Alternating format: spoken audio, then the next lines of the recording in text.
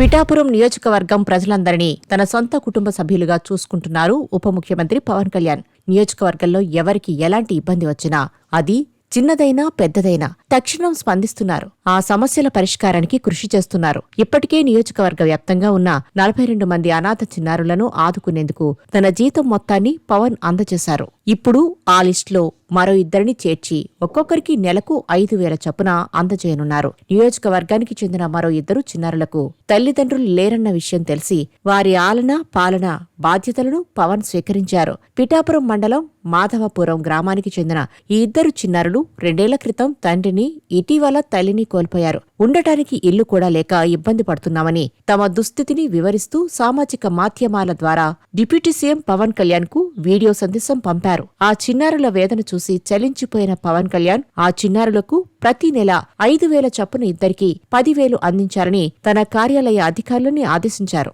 ఏ ఆధారం లేని చిన్నారులకు తక్షణం ఇల్లు కట్టించి ఇచ్చే ఏర్పాటు చేయాలని సూచించారు. ఇద్దరు చిన్నారులను వచ్చే విద్యా సంవత్సరం నుంచి ప్రభుత్వ రెసిడెన్షియల్ స్కూల్, కాలేజీల్లో చేర్పించే ఏర్పాటు చేయాలని తెలిపారు. ఆ బాధ్యతను కాకినాడ జిల్లా కలెక్టర్కు అప్పగించారు.